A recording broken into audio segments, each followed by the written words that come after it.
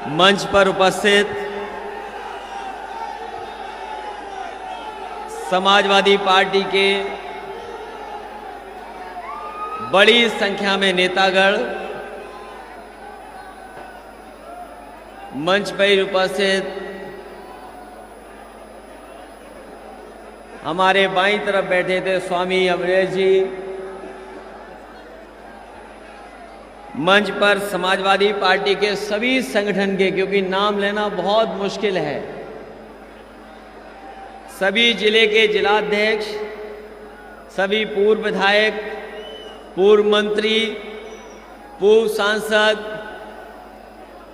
Youth के सभी पदाधिकारी और बड़ी संख्या में जो इस मंच पर उपस्थित हैं, सभी हमारे नेता, बाईं तरफ बहुत जिम्मेदार लोग हमें दिखाई दे रहे हैं, सभी हमारे कार्यकर्ता साथी जो बाएं मंच पर हैं, दाएं हाथ पे भी एक मंच बड़ा बना है, सभी समाजवादी साथी और इस सभा में शहीदों को सम्मान देने वाले यहाँ बड़ी संख्या में उपस्थित हमारे आदरणीय बुजुर्ग, किसान भाई, बड़ी संख्या में अल्पसंख्यक, नौजवान साथी, पत्रकार बंधुओं, मैं सबसे पहले नवजीवन किसान डिग्री कॉलेज की सभी प्रबंधक समिति के, जिसमें आदरणीय करतार सिंह जी, जगवीर सिंह जी, आदरणीय ऋषिपाल जी, उनका मैं बहुत बहुत धन्यवाद और आभार प्रकट करता हूं कि जिन्होंने मुझे मौका दिया है यहां आने का और साथ ही साथ इस कार्यक्रम के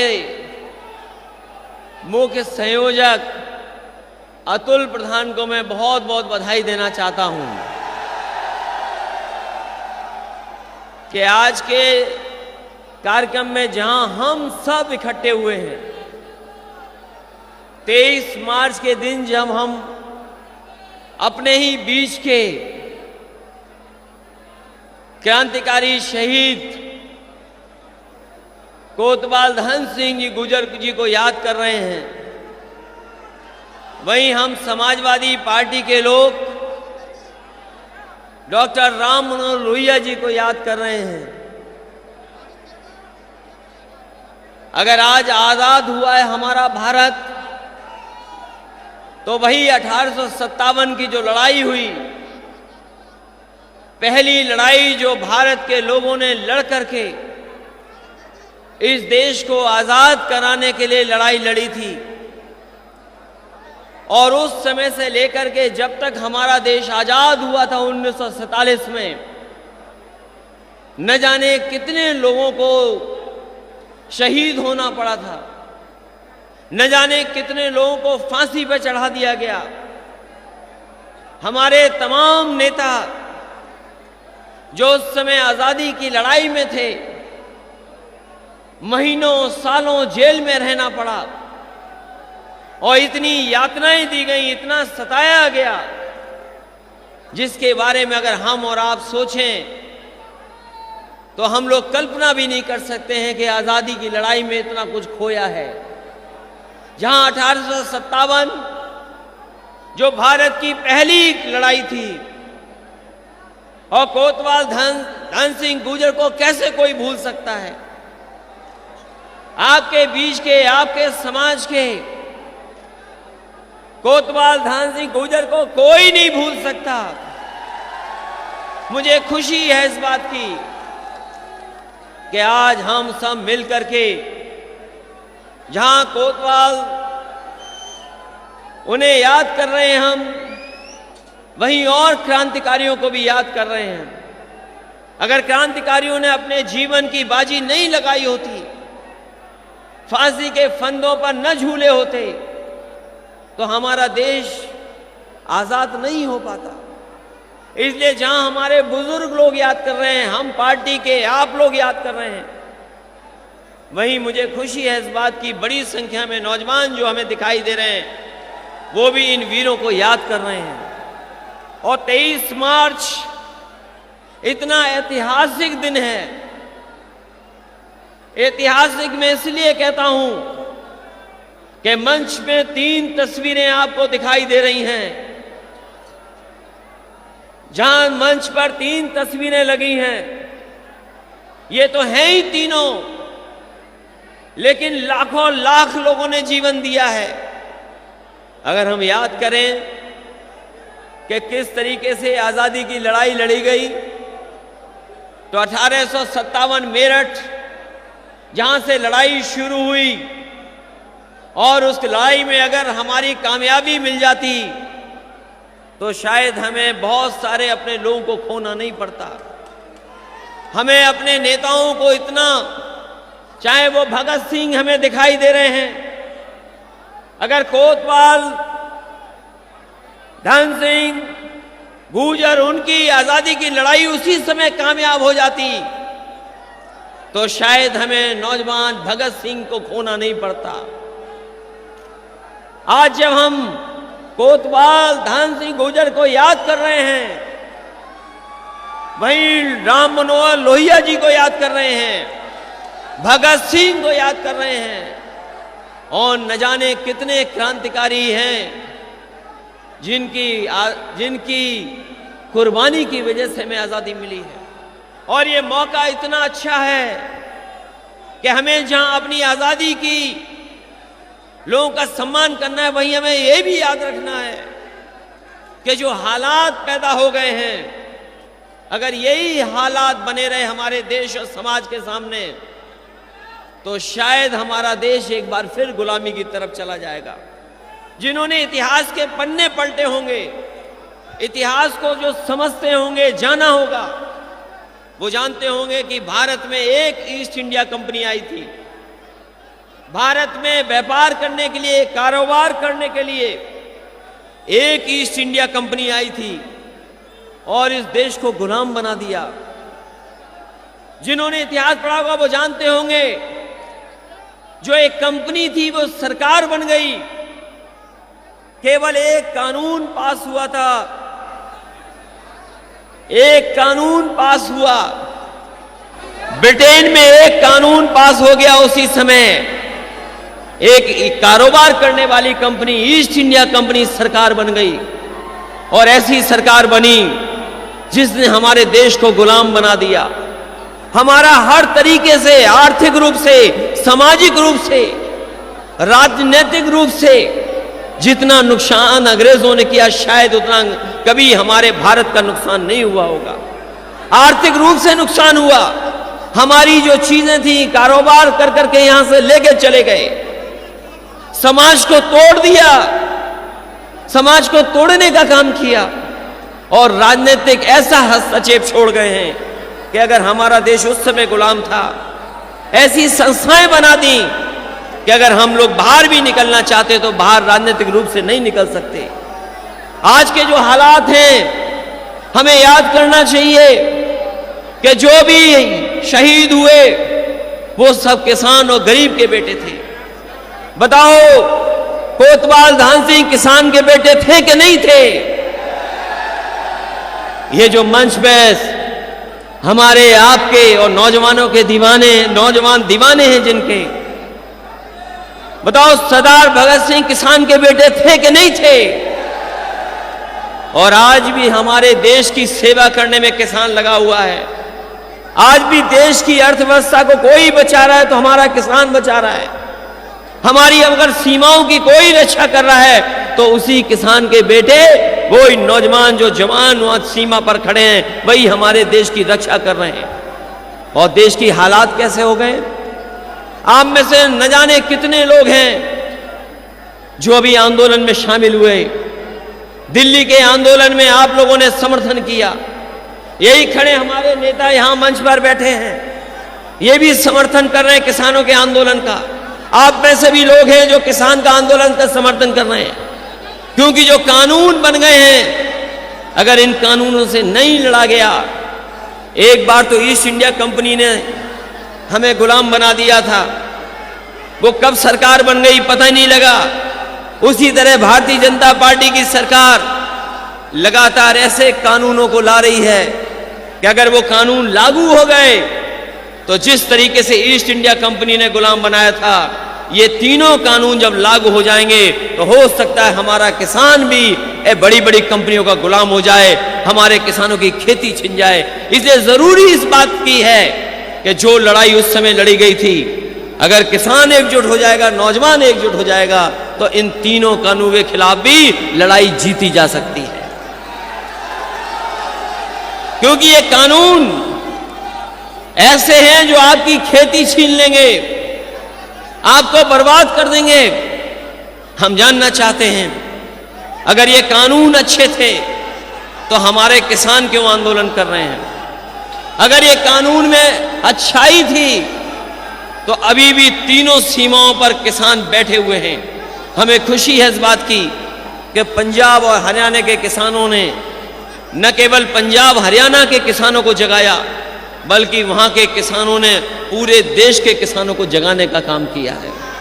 मैं बधाई देता हूं किसानों के आंदोलन चलाने वालों को कि उनके आंदोलन की वजह से किसान जाग गया है और किसान जानता है कि जब तक उसका हक नहीं मिलेगा तब तक किसान उस आंदोलन से पीछे हटने वाला नहीं है। मुझे खुशी है इस बात की कि आज जब हम शहीदों को याद कर रहे हैं, जब आंदोलन में जरूरत पड़ी थी कि यहां के लोग पहुंचे, तो यहीं के नौजवान भी वहां पर जाकर के समर्थन किए थे। यही अतुल प्रधान ने भी समर्थन किया था, यहां के नौजवानों ने भी समर्थन किया था, और उसका परिणाम यह है जब समर्थन सब तरीके से, सब तरफ से आने लगा, सभी राजनीतिक दल समर्थन करने लगे, सभी ने समर्थन किया उन किसान आंदोलन चलाने वालों का, किसानों का, और उसका परिणाम हुआ कि सरकार को पीछे हटना पड़ा, सरकार को स्वीकार करना पड़ा कि ये कानून अच्छे नहीं हैं, और 1 साल से ज्यादा पीछे कर दिए कानून।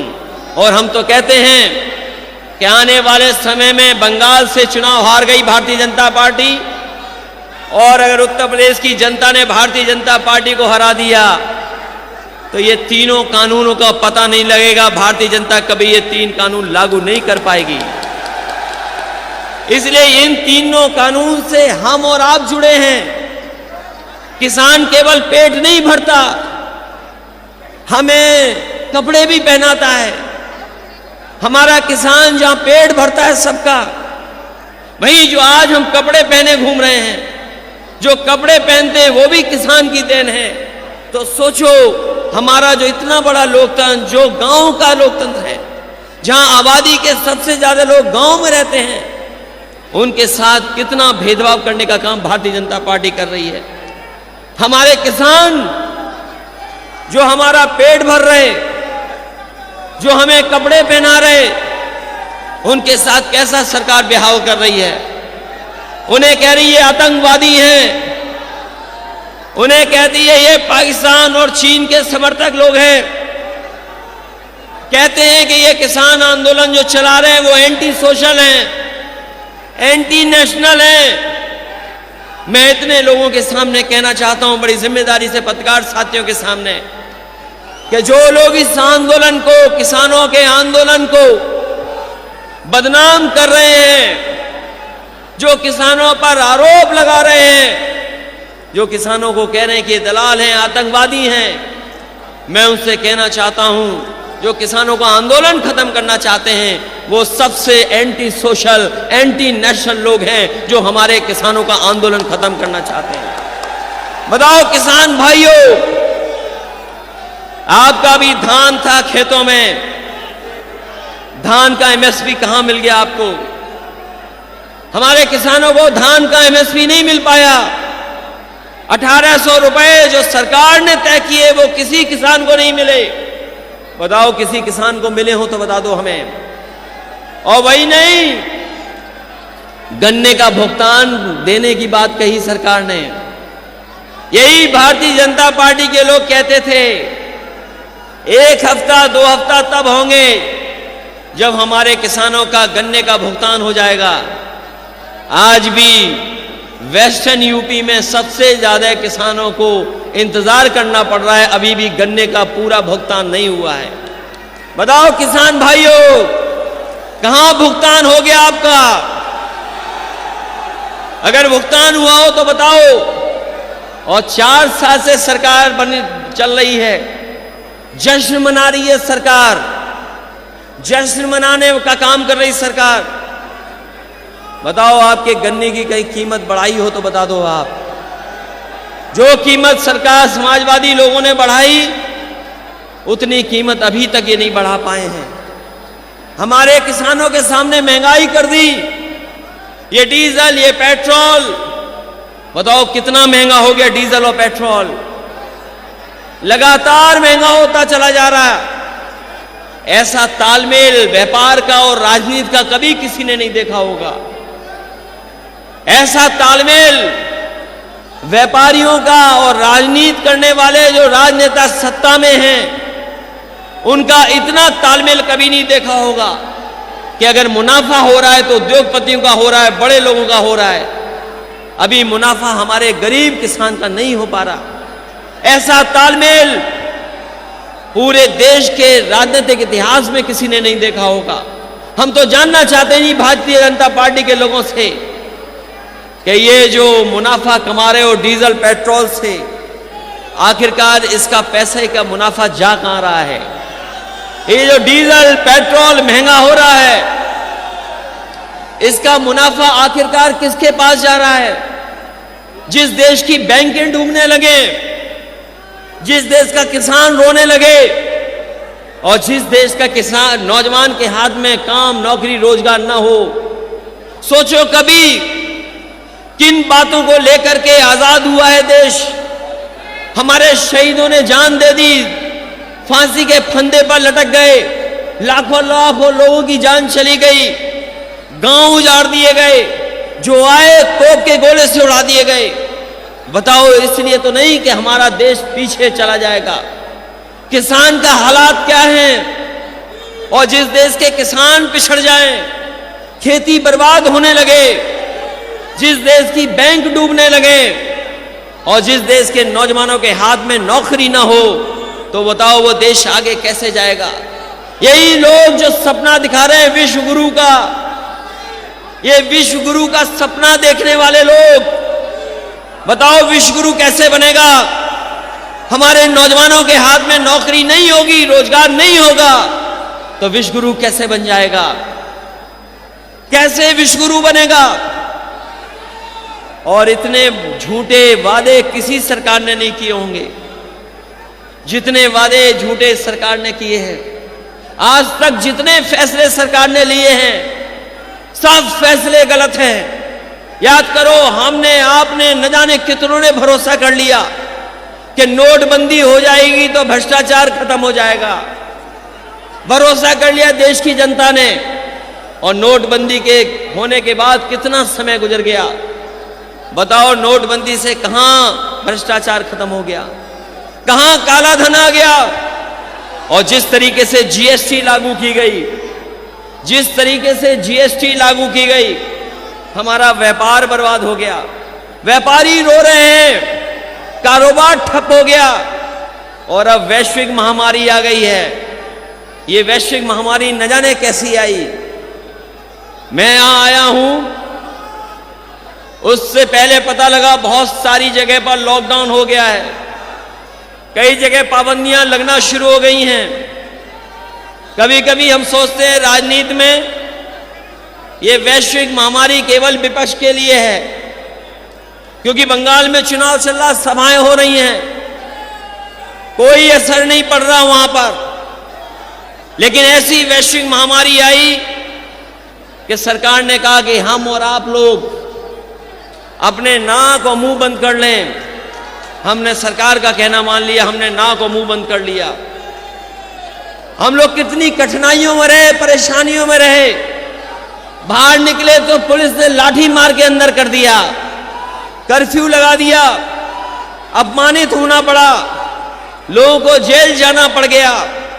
हम लोगों ने सबने सरकार का कहना माना कि अगर वैश्विक महामारी में बचना है तो अपने नाक और मुंह बंद कर लो।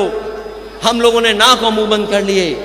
लेकिन इसी दौरान ऐसे 3 कानून पास कर दिए और पता नहीं क्या कारण है कि जनता की तकलीफ भारतीय जनता पार्टी को नहीं दिखाई दे रही, न सुनाई दे रही है। अगर हमने नाक और मुंह बंद कर लिया तो भारतीय जनता पार्टी ने अपने कान और आंख बंद कर लिए, उन्हें तकलीफ नहीं दिखाई दे रही किसी की। इसलिए ये इसी तरह के कार्यक्रम कहीं ना कहीं सरकार के आंख और कान खोलने का भी काम करेंगे।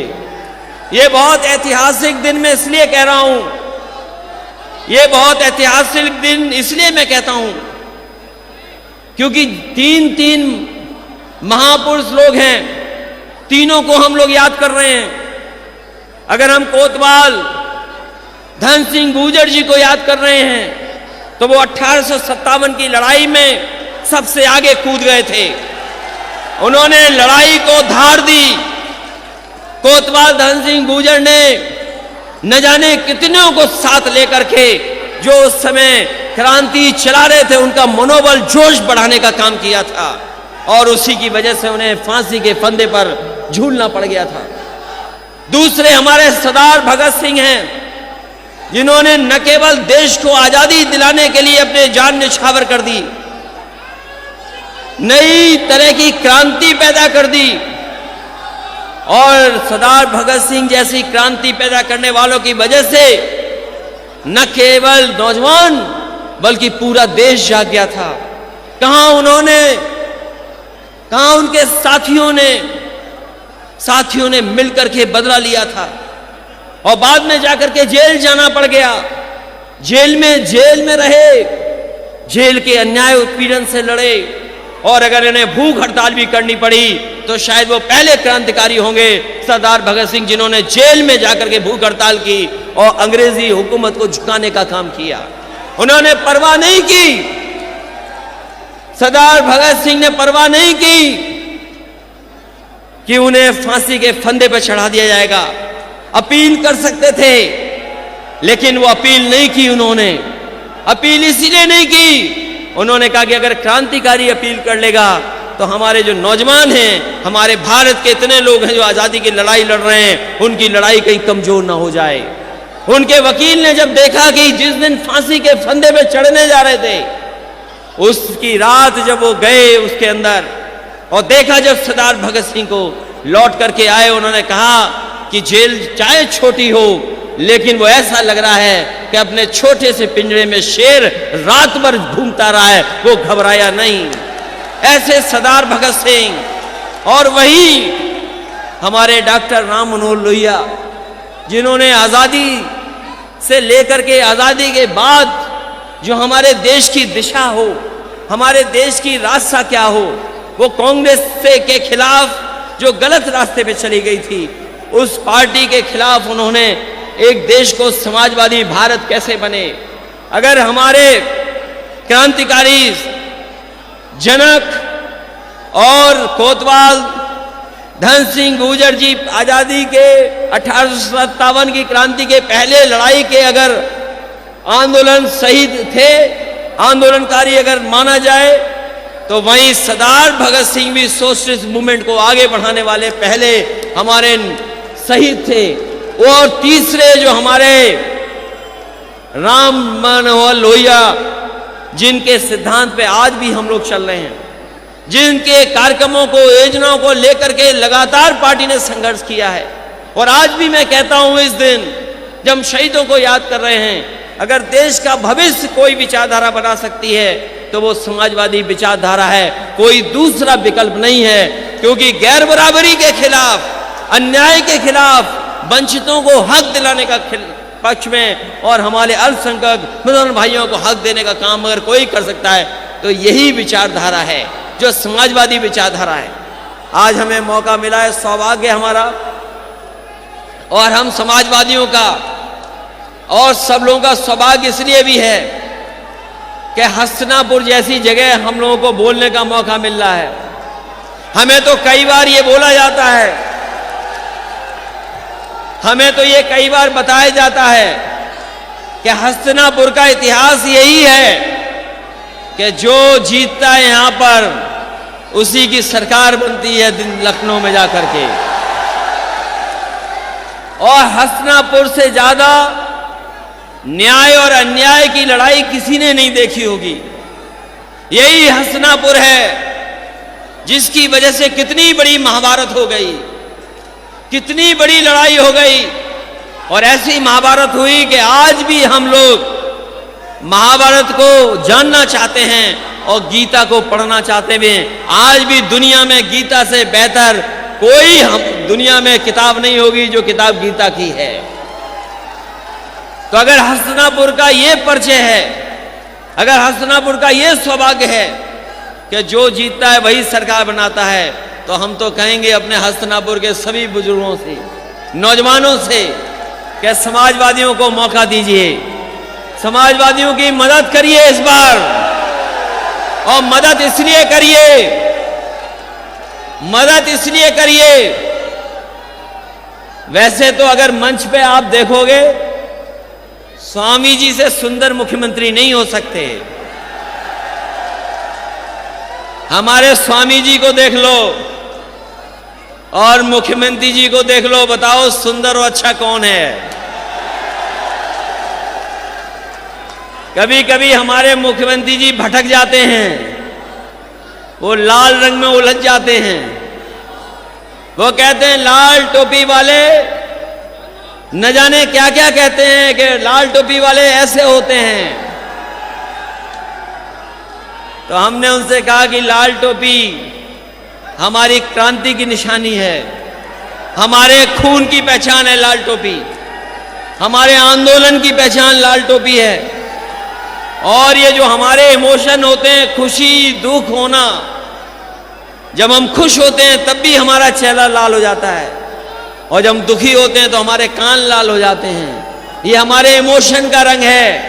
और लाल रंग हमारी पहचान है। कोई आज से नहीं पहन रहे हैं लाल रंग, किस जमाने से समाजवादी लोग लाल रंग पहन रहे हैं। और अगर यही बात है कि कौन कैसा लगता है, तो हम तो कहेंगे कि जिसके बाल नहीं होते हैं उस पर लाल टोपी बहुत जमती है। हम तो बाल वाले लोग हैं, हम पे भी जमती है। और अगर तस्वीर रख दोगे सामने दो, एक लाल टोपी वाली और वो वाली जो लाल टोपी के बारे में कुछ कहते हैं, दोनों तस्वीर रख देना, आपको पता लग जाएगा कि गुंडा कौन है और समाजवादी कौन है। इसलिए साथियों, ये हसनापुर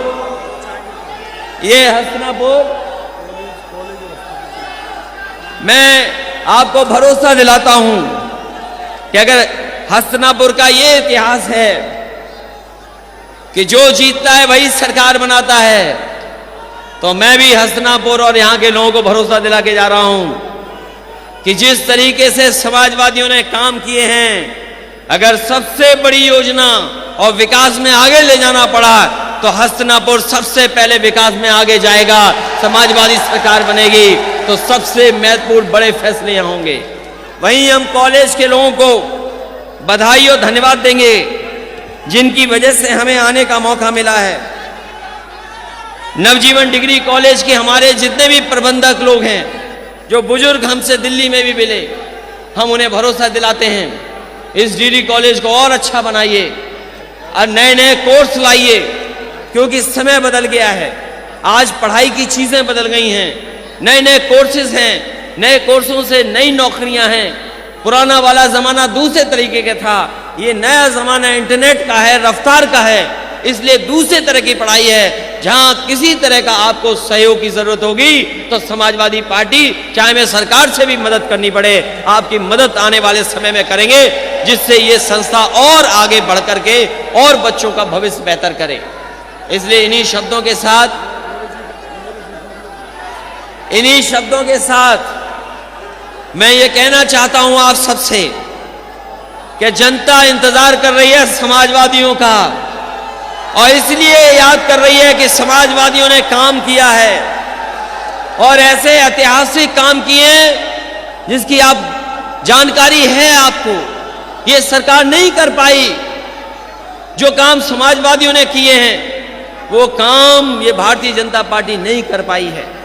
दिल्ली में सरकार, उत्तर प्रदेश में भी सरकार, उसके बावजूद भी उत्तर प्रदेश में अभी भी भारतीय जनता पार्टी की सरकार उद्घाटन का उद्घाटन कर रही है, शिलान्यास का शिलान्यास कर रही है। और भारतीय जनता पार्टी का यह स्तर आ गया है कि समाजवादियों की लगी हुई पटिया को हटा करके अपनी पटिया लगा रहे हैं। इससे ज्यादा खराब बात और क्या हो सकती है। वही सरकार केवल नाम बदल रही है, केवल नाम बदल रही सरकार। समाजवादियों ने सबसे अच्छी पुलिस को व्यवस्था दी थी 100 नंबर, 100 नंबर सबसे अच्छी थी। गांव से फॉर्म मिलाइए, आपकी मदद के लिए पहुंच जाएगी। लेकिन सरकार ने नाम बदल दिया, 112 कर दिया, 100 का 112 कर दिया। गाड़ी वही है, पुलिस वही है। और याद रखना, जितने दुखी आप हो नौजवानों, जितने दुखी किसान भाई हैं, जितने दुखी हमारे अल्पसंख्यक भाई हैं, आपसे ज्यादा दुखी ये पुलिस वाले हैं, क्योंकि इनका भी वेतन कट गया है। आप चुपचाप पूछ लो इनसे। इस वैश्विक महामारी में कोई नहीं बचा, इनका भी वेतन चला गया और हजारों रुपए में चला गया इनका भी नुकसान हुआ। ये भी इंतजार कर रहे हैं कब मौका मिलेगा, जब साइकिल की बटन दबाने का मौका इन्हें मिलेगा। क्योंकि ये जानते हैं पुलिस के लोग भी कि 100 नंबर से बेहतर पुलिस के लिए कोई काम नहीं हो सकता था। और प्रमोशन भी अगर किसी ने सबसे ज्यादा किए हैं तो समाजवादी लोगों ने किए हैं। प्रमोशन कर करके दिखा दिया है कि एक सिपाही भी कहां प्रमोशन पा करके पहुंच सकता है, ये समाजवादियों ने किया। इसलिए आज इस मौके पर जहां महंगाई बढ़ रही है, किसानों की हालत खराब है, दुनिया में हमारी अर्थव्यवस्था नीचे जा रही है, कोई इन्वेस्टमेंट करने आने नहीं चाहता, नौकरी रोजगार है नहीं, और ये हम लोगों को नफरत की राजनीति के रास्ते पे ले जाना चाहते हैं। आज के दिन जब हम सब एक साथ खड़े हैं, जब सबने हमारे लोगों ने मिलकर के देश को आजादी दिलाई है, इस देश को आजादी दिलाने में सबका साथ रहा है, हिंदू मुसलमान सिख सबने मिलकर के इस देश को आजादी दिलाने का काम किया है। आजादी की जब लड़ाई लड़ी गई, कोई जात पात नहीं थी, कोई धर्म नहीं था, हिंदू मुसलमान सिख एक होकर के इस देश को आजादी दिलाने का काम किए। इसी देश के किसानों ने, इसी देश के नौजवानों ने इस देश को आगे बढ़ाने का काम किया। अगर कोई इस देश को पीछे ले जा रहा है तो वो भारतीय जनता पार्टी है। ये नफरत, जात और धर्म की राजनीति में उलझा करके हमें और आपको एक दूसरे के सामने खड़ा करना चाहते हैं। इसलिए हम इस मौके पर, जहां हम अपने शहीदों को याद कर रहे हैं, समाजवादियों को याद कर रहे हैं और इतने लोगों से मिलने का मौका मिला है, मैं आप सबको बधाई देता हूं, आपका स्वागत करता हूं कि अगर आप नहीं होते तो शायद इतना शानदार कार्यक्रम नहीं हो पाता, इतना बड़ा सम्मान शहीदों को नहीं हो पाता। इसलिए इतनी बड़ी संख्या में आने पर हम आपको बधाई देते हैं। एक बार कार्यक्रम कैंसिल हो गया, उसके बाद दोबारा हो गया, उसके बावजूद आप लोग आए हैं, मैं आपका धन्यवाद देता हूं। इस प्रबंधक समिति के लोगों का धन्यवाद, और एक बार फिर अतुल प्रधान का और उनके सभी सहयोगी साथियों को बहुत बहुत बधाई। इस उम्मीद और इस भरोसे के साथ कि आने वाले समय में सबसे महत्वपूर्ण भूमिका उत्तर प्रदेश की राजनीति में अगर किसी की होने जा रही है तो समाजवादियों की होने जा रही है। आप लोग भी सब भेदभाव भुला करके, सब जाति धर्म के भेदभाव भुला करके, कौन क्या है, कौन कैसा है, इन सब चीजों से ऊपर उठ करके आप मदद करना, और जब मदद करेंगे तभी आपका मजबूत प्रदेश और देश बनेगा। हम लोग समाज को, देश को बनाना चाहते हैं, ये भारतीय जनता पार्टी के लोग समाज को, देश को बांटना चाहते हैं। इन लोगों से बचा लेना, यही अपील करने में आया हूं। बहुत बहुत धन्यवाद।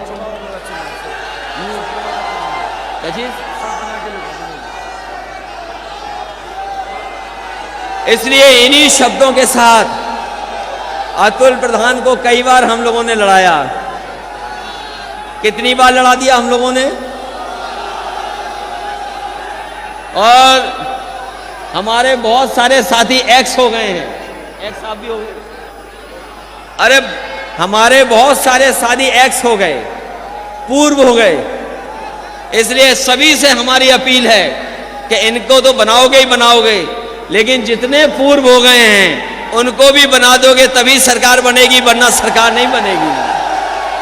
और याद दिला रहा हूं मैं आपको, बंगाल का चुनाव आप देख रहे हो कैसा हो रहा है। बंगाल का चुनाव आप देख रहे हो कैसा चुनाव चल रहा है। बीजेपी हर हथकंडा अपनाएगी। उनके पास विजन के नाम पर केवल टेलीविजन है, विजन के नाम पर केवल टेलीविजन है, कोई विजन नहीं है। उन्होंने उत्तर प्रदेश को पीछे किया है और उत्तर प्रदेश अगर खोएंगे तो देश की राजनीति में दिल्ली खो देंगे। इसलिए असली लड़ाई आपको लड़नी है, असली लड़ाई आपको लड़नी है। और असली मदद अगर कोई करेगा देश की तो आप करेंगे, क्योंकि उत्तर प्रदेश में भारतीय जनता पार्टी को रोक देंगे तो आप संविधान और देश बचा लेंगे। यही आपसे मैं निवेदन करना चाहता हूं, इन सब की मदद करना। बहुत बहुत धन्यवाद। एक बार फिर मैं शहीदों को याद करते हुए आप सबका बहुत बहुत धन्यवाद और आभार प्रकट करता हूं।